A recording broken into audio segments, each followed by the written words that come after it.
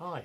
Last week we had our first men's group by Zoom, and it was great to see the guys again, even if in a slightly different circumstance. And as we started, one of them said to me, "Duncan, are you sitting in a library?"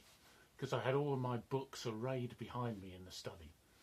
And I want to say something about that concept of library that we've mentioned recently on our Facebook group, and hopefully you may have seen just that slide about that. But I want to read you something that I think really fits with our passage, with our situation in this crisis. And this is the passage from Romans 12, first 2 verses.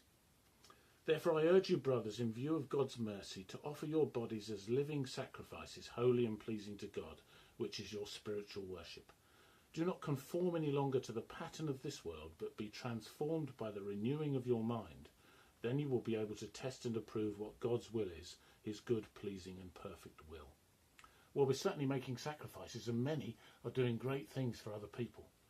But this says, do not conform any longer to the pattern of this world. Well, we're being shaken from the pattern that was by the current circumstances.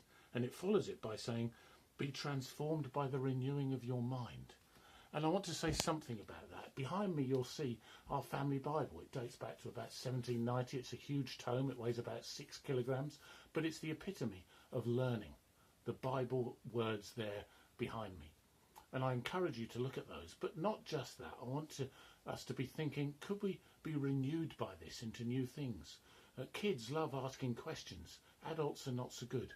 We almost stop learning if we're not careful. I want to encourage you at this time to be thinking, what else could I learn? What questions can I ask? How can I grapple with this? And it doesn't just mean books, such as this one behind me here, or any in my study. It could be other skills.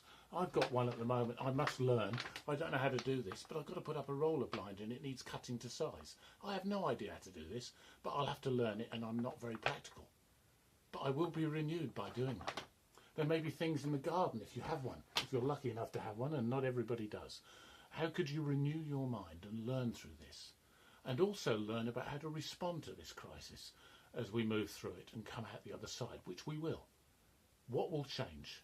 How will you renew your mind and be somebody who studies and learns continuously? That's part of what our ethos of one of these 7 sacred spaces is, the library, or as we sometimes call it, the scriptorium, because that's what the old monks used to do. But whatever it is you call it, study, library, skill making, why not learn in this difficult time? Amen.